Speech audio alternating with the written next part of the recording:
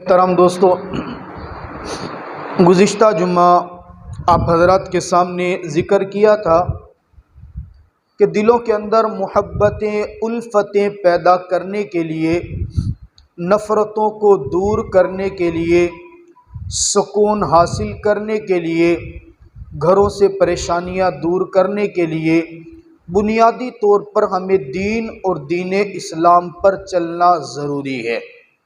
ہماری جتنی اچھی تربیت دینی ہوگی، اسلامی ہوگی، دین اسلام پر ہم چلنے والے ہوں گے، ہمیں دین کا علم ہوگا، اتنا زیادہ ہم نیک اعمال کر سکیں گے۔ جتنے زیادہ نیک اعمال کر پائیں گے، ہمارے گھروں کے اندر سکون اتنا زیادہ آئے گا، دلوں میں محبتیں بڑھیں گی۔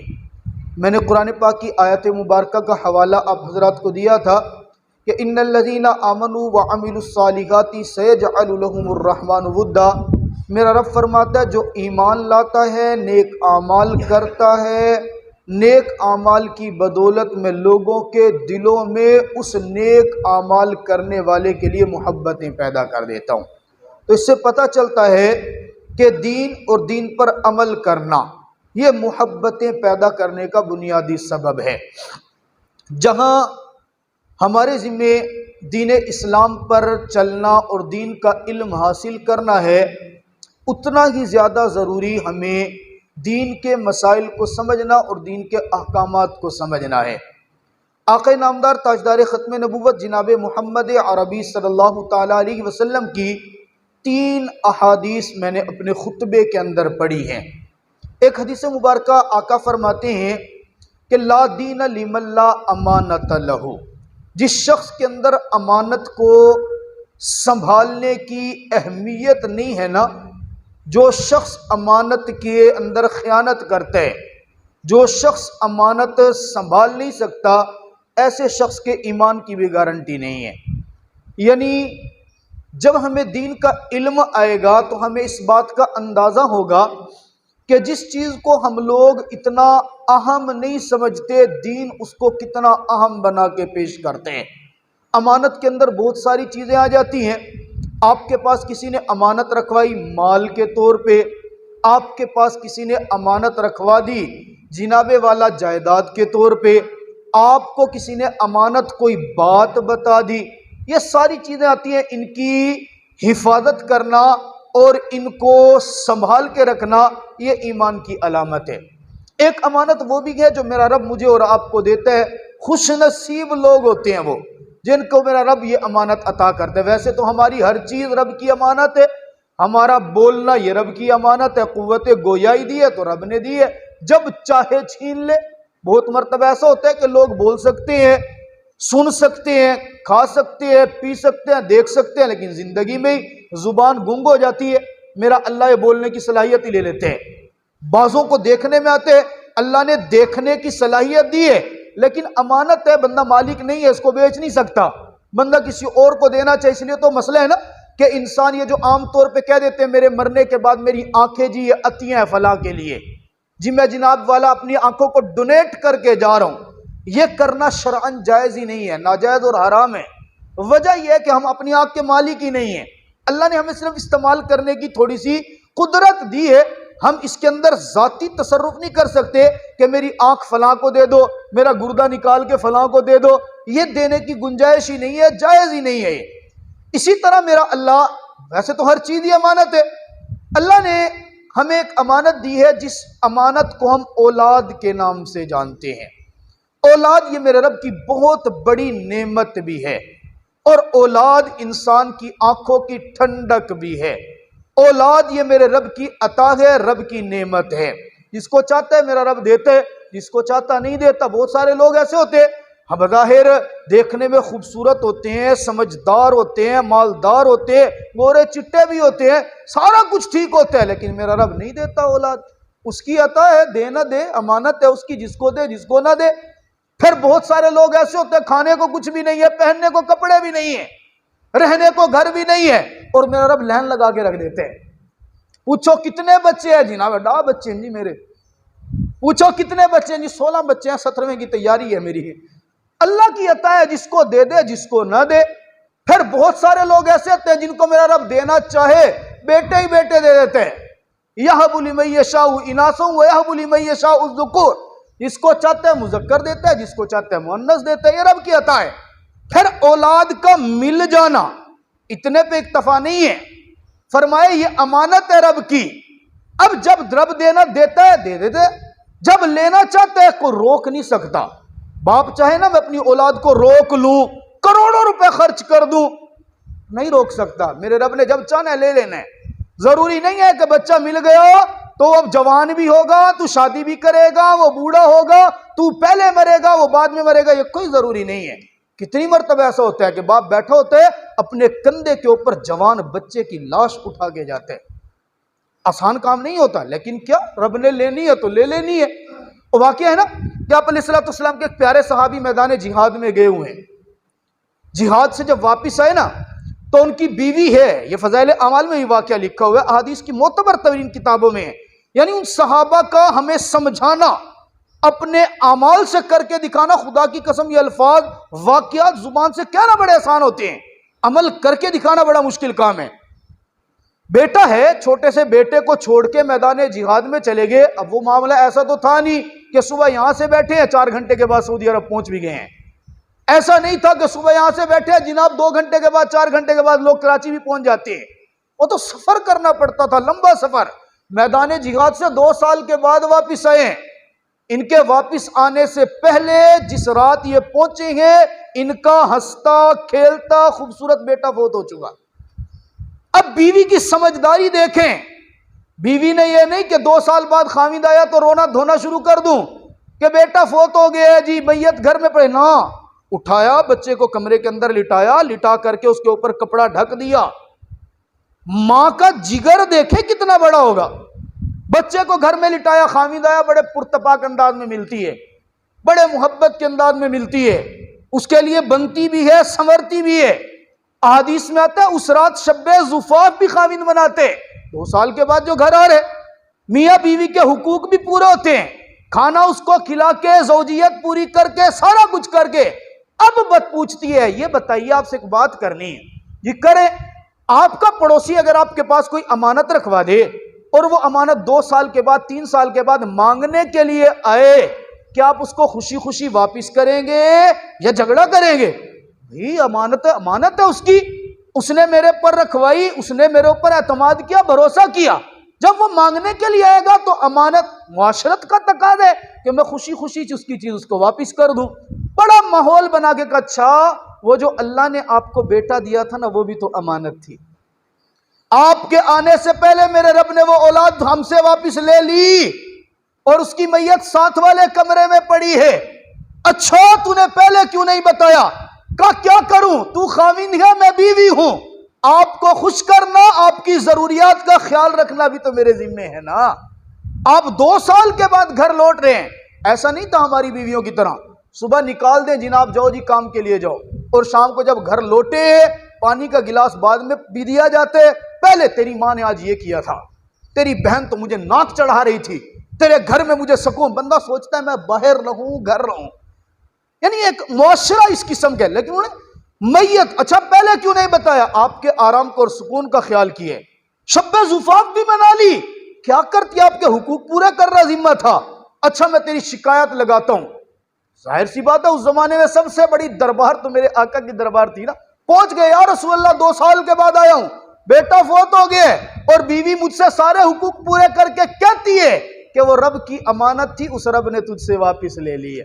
آقا یہ کیا گیا؟ آقا فرماتے ہیں شکر کر، تجھے میرے رب نے اتنی صبر اور شکر کرنے والی بیوی عطا کی ہے. اس کا صلہ میرے رب نے کیا دیا.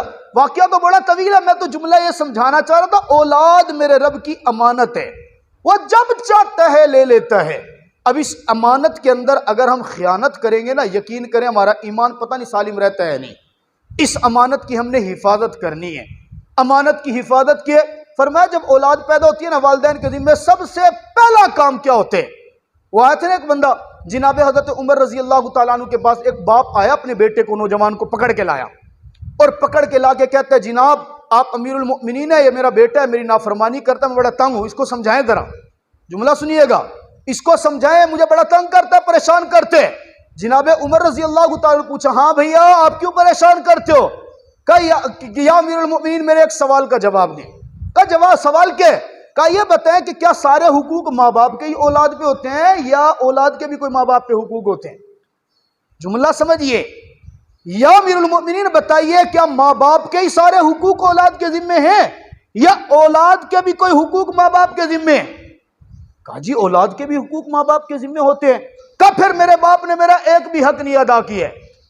جو باپ اپنی اولاد کا ایک بھی حق نہ ادا کرے، مجھے بتائیں کہ وہ اولاد سے کس قسم کے حقوق لینا چاہتے ہیں؟ اچھا کیا آپ کے حقوق ادا نہیں کیے؟ کہ حقوق ادا نہیں کیے پہلے تو یہ کہ اس نے جو میرے لیے ماں چنی ہے نا، وہ آزاد عورت نہیں چنی بلکہ ایک لونڈی کے اپنے نکاح میں لیا اور اس لونڈی کے بدن سے مجھے پہچانا ہے۔ لونڈی کے ساتھ اس نے جماع کیا، اس کے نہیں ماں یعنی سب سے پہلا حق یہ ہے کہ آپ اپنی رفیقہ حیات اچھی چنیں، ایسی ہو کہ جو آپ کے بچے کی پرورش کر سکتی ہو، ایسی ہو جو نیک ہو، ایسی ہو جو دیندار ہو۔ اس نے تو میرے لیے آزاد چنی نہیں ہے، وہ تو لونڈی تھی، وہ میری تربیت اچھی نہیں کر سکی، میری تعلیم اچھی نہیں کر سکی، اس کو خود تعلیم نہیں تھی۔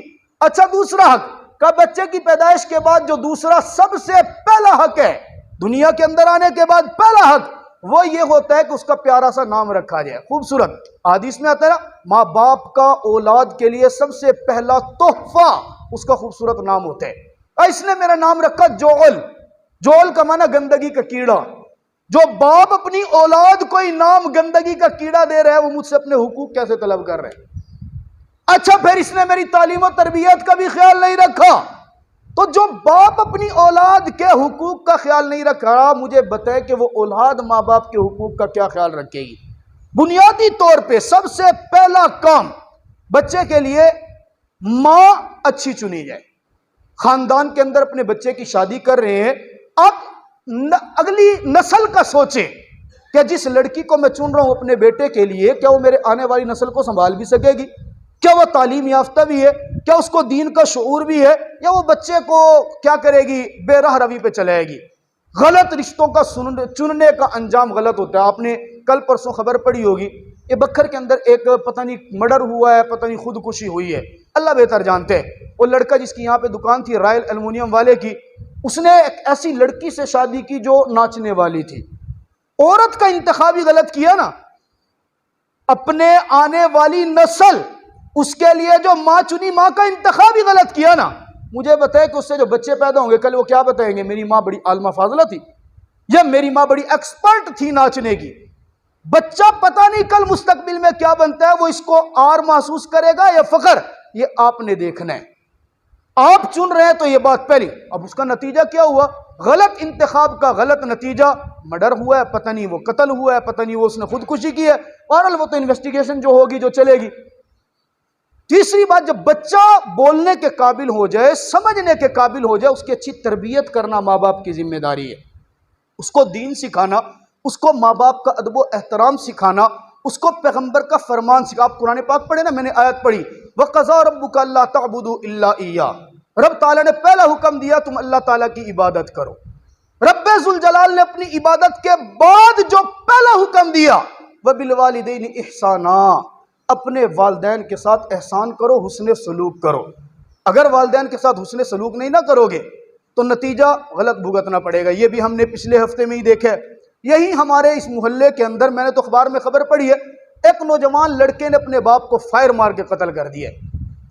لڑکے نے اپنے باپ کو، وہ باپ، وہ والدین جن کے بارے میں رب کا قرآن کہتا ہے وَلَا تَقُلْ لَهُمَا اُفٍّ، اف نہیں کہنا ان کو تکلیف نہیں پہنچانی ہے، ان کے سامنے اونچی آواز سے نہیں بولنا ہے۔ اس والد کو بیٹے نے فائر مار کے قتل کر دیا۔ وجہ کیا ہے؟ مجھے آئی فون چاہیے، آپ آئی فون نہیں لے کے دے سکتے۔ مطلب یہ ہوا کہ باپ نے اس کا مائنڈ ہی آئی فون والا بنایا نا۔ باپ نے دیکھا ہی نہیں ہے کہ بچے کی محفل کیا ہے، باپ نے دیکھا ہی نہیں ہے کہ بچے کی تربیت کیا ہو رہی ہے، باپ نے سوچا ہی نہیں ہے کہ بچہ کون سے ادارے میں جا رہے، باپ نے دیکھا ہی نہیں ہے کہ بچے کے اندر تعلیم آ رہی ہے، تعلیم کے نام پہ فتنہ جا رہے، سوچا ہی نہیں ہے تربیت کا۔ نتیجہ کیا ہوا؟ غلط انتخاب تو غلط انجام۔ یہ نعمت ہے، یہ امانت ہے اولاد۔ اس اولاد کی پرورش ہاں اولاد اچھی ہوتی ہے پھر میرا رب انعام بھی بڑے دیتے ہیں. پھر جس طرح اولاد کو والدین کا احترام کرنے کا انعام ملتا ہے اسی طرح یہ اولاد والدین کے لیے راحت بھی بنتی ہے. نیک اولاد کھانا دنیا کے اندر بھی راحت کا سبب ہے، مرنے کے بعد صدقہ جاری ہے اور کل قیامت والے دن سر فخر سے بلند ہوگا. میں نے بتایا نہیں ہے کہ آپ نے اپنی اولاد کو قرآن پاک پڑھایا، اس کو تو پتہ نہیں کچھ ملنا ہے نہیں ملنا، اس نے عمل کیا تو اس کا بھی رتبہ بہت بلند، اس نے عمل نہیں کیا تو اس کا رتبہ پتہ نہیں کیا ہوگا. ماں باپ کے لیے تو جنت ہو گئی نا. فرمایا اس کے والدین کے سر کے اوپر ایسا تاج رکھا جائے گا کہ جس تاج کی روشنی آسمان پر چمکنے والے سورج سے زیادہ ہوگی. کسی اس حدیث کی جو مرضی شراب اٹھا کے دیکھ لیں، کہیں پہ آپ کو یہ نظر نہیں آئے گا کہ حافظ قرآن با عمل تھا تو والدین کے سر پہ تاج رکھیں گے، اگر حافظ قرآن بے عمل ہے تو والدین کے سر پہ تاج نہیں رکھیں گے. نا، والدین کا رتبہ پکا ہے. حافظ قرآن با عمل ہے یا بے عمل، والدین کے سر پہ تاج ہے. کیوں کہ والدین کے ذمہ جتنا کام تھا انہوں نے کر لیا، اس کا اپنا رتبہ اپنا اجر اس کے عمل کے اوپر موقوف ہے. عمل کرے گا تو رتبہ بڑھے گا، عمل نہیں کرے گا تو رتبہ نہیں بڑھے گا. والدین کے لیے تڑپنا اسی بچے کی عادت ہو سکتی ہے جو بچہ اپنے جس کے والدین اس بچے کی اچھی تربیت. ایک بیٹا بیٹھا نا اپنے باپ کے ساتھ بیٹھے کمرے، عرب حکایت ہے اس کا ترجمہ ہے عربی کے اندر. باپ کے ساتھ بیٹھے ہیں کمرے کے اندر، گفتگو کر رہے ہیں، گپ شپ کر رہے ہیں، باپ بیٹا دونوں بیٹھے ہیں. اچانک دروازے پہ دستک ہوتی ہے.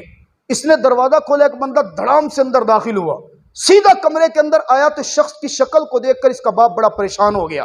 اب جیسے بندے کی شکل دیکھی باپ پریشان ہوا تو باپ کے چہرے کو دیکھ کر بیٹے نے پوچھا بابا کیا ہوا ہے؟ باپ خاموش ہے، کچھ بولتا نہیں ہے. ادھر سے اس نوجوان نے اندر داخل ہو کے اس کے باپ کے اوپر چڑھائی کر دی. تجھے شرم نہیں آتی ہے؟ تو نے میرا قرضہ لیا ہے، تو میرے پیسے نہیں دیتے. بیٹا خاموشی سنتا رہا کہ معاملہ کیا ہے. کافی دیر جب ہو گئی نا معاملہ چلتا رہا. بالآخر اس نے بیٹے نے پوچھا ابا جان معاملہ کیا ہے؟ یہ نوجوان بول پڑا تیرے باپ نے میرا قرض دینا ہے. کتنا قرض دینے؟ 70,000 ریال دینے ہیں. اچھا، بیٹے نے کہا اگر میرے باپ نے قرضہ دینا ہے نا تو اس کے قرضے کی ذمہ داری میں لیتا ہوں. اب باپ اپنے بیٹے سے نہ بیٹا قرضہ میں نے لیا میں دوں گا، بات ہو رہی ہے قرضہ میں نے لیا میں دوں گا. لڑکا اپنے کمرے میں جاتے بڑی محنت سے اس نے 27,000 ریال اپنی شادی کے لیے جمع کیے، اٹھا کے لایا. اس شخص کو کہتا ہے کہ یہ قرض میں تیرا، یہ 27,000 ریال پکڑو، باقی جو پیسے بچے ہیں وہ میرا باپ نہیں ادا کرے گا، میں ادا کروں گا. اب باپ لڑ رہے اس قرضدار کو جس کا قرضہ دینا ہے، اس کو کہتا نہیں اس کے 27,000 واپس کرو، یہ میرا بیٹا ہے، اس نے محنت سے کمائے گئے، یہ اپنی شادی کے لیے جمع کر رہے، قرضہ میں نے لیا، قرض میں ادا کروں گا. اور بیٹا لڑ رہے نا میرے باپ نے قرض لیا تو میری جوانی کا کیا فائدہ؟ میرے سامنے آ کے کوئی میرے باپ کے سامنے اونچی آواز سے بولے، کوئی میرے باپ کی عزت کے اوپر انگلی اٹھائے، کوئی میرے باپ کو برا بھلا کہہ دے، نا شادیاں پھر بھی ہو جائیں گی، شہنائیاں پھر بھی بچ جائیں گی، گھر کے اندر دلہن بعد میں بھی آ جائے گی، لیکن میرا باپ قرض کے اندر زندگی گزارے میں برداشت نہیں کرتا. ہو گیا معاملہ چل گیا. میں نے پچھلے جمعے آپ حضرات کو حدیث سنائی تھی، جو آپ جلدی آئے ہوں گے ان کو یاد ہوگا. میں نے بتایا تھا رضا الرب فی رضا الوالد، باپ کی رضا میں میرے رب نے اپنی رضا رکھی ہے. میں نے سنایا تھا، آپ کو بتایا تھا کہ میرے اللہ کے عرش پر پہنچنے والی جو چیز ہوتی ہے نا، کہ جو زمین سے لے کر آسمان عرش یعنی آسمانوں کا چیرتی ہوئی عرش معلیٰ کے اوپر پہنچتی ہے، وہ ایک باپ کے اٹھے ہوئے ہاتھ ہوتے ہیں. باپ نے فوراً ہاتھ اٹھائے، اللہ میرا بیٹا اتنا کما نہیں سکتے لیکن یہ پھر بھی میرے سے محبت کر رہے، اللہ اس نے 27,000 ادا کی، اللہ میں اس سے خوش ہو گیا ہوں، میرے مولا تو اس کے رزق میں اضافہ فرما دینا. صبح ہوئی، نوجوان اپنے کاروبار پہ گیا، ابھی اپنے دفتر میں بیٹھا تھا، اتنی زیادہ کوئی بھری آمدن نہیں تھی اس کی. اپنے دفتر میں بیٹھے اچانک اس کے پاس دوست بھاگتا ہوا تھے.